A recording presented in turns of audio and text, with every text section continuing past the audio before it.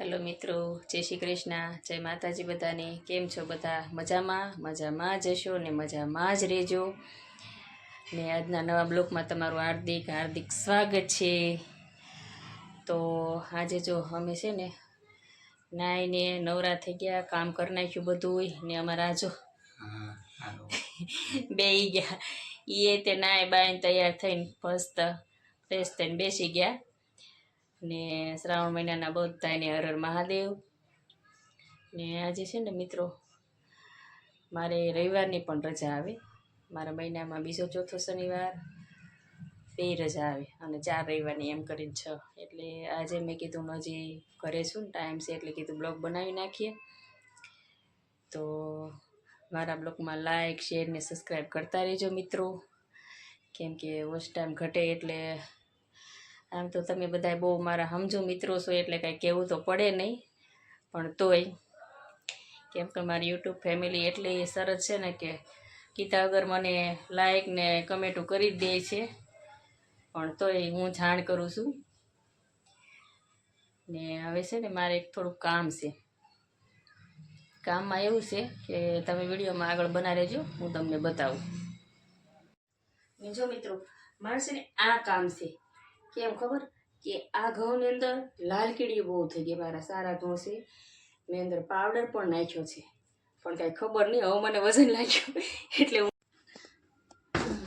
છે ને અમારા આખી ગોળમાં કોને ખબર કેમ લાલ કીડીઓ થઈ ગઈ ને કાંઈ ખબર ન પડી. તો કાલે મેં આ તો રહ્યા ને એ મેં સાળી નાખ્યા હતા ને આમાંથી કાઢી હતી ને આ એકવાર તો મેં સાળ્યા, પણ હજી મને એમ છે કે કોક છે. એટલે કાલે મેં સાંજના ટાઈમે ઘણા ખરા સાળી નાખ્યા. તો મેં તો ઘરે છું ને એટલે થઈ જાય, પણ કાંઈ ખબર નહીં, મને ન ખબર પડી કે કેમ લાલ કીડીઓ થઈ. મેં મસ્ત અંદર પાવડર ભેળવ્યો છે, સરસ રીતના સાફ કરીને મેં ગોળમાંથી કાઢીને ટીપમાં ભર્યા હતા.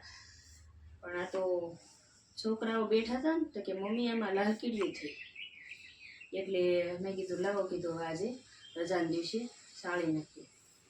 તો હજી તો ઘણું ખરું કામ ઘઉં સાળીને રસોઈ બનાવવાની છે. તો પહેલાં થોડાક તો ઘઉં સાળી નાખીએ, થોડોક ટાઈમ છે એટલે પછી રસોઈ હાથમાં લેવી. હાલો મિત્રો, તો જો ઘઉં થઈ ગયા સાફ અડધા ને હવે બધા પછી હાનના. આજે છે ને દૂધીનું શાક કરવાનો ઈરાદો છે ને દૂધીમાં સેવ નાખવાની છે. તો તમે કોણ દૂધીમાં સેવ નાખીને શાક બનાવો છો ને કોણ બટેટા નાખી કમેન્ટમાં જરૂર કહેજો, કેમ કે અમારે છે ને બટેટા નાખેલી દૂધીનું શાક કોઈ ન ખાય અમારા ઘરના.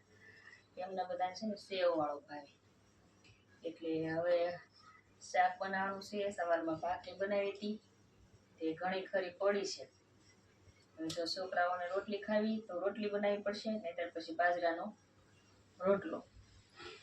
એટલે આવું બધું છે મિત્રો મારી જીવનમાં.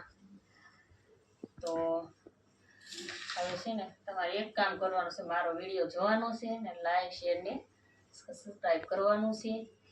બધાની જય માતાજી, એ હર હર મહાદેવ. અહીંયા મારો બ્લોગ પૂરો કરું છું.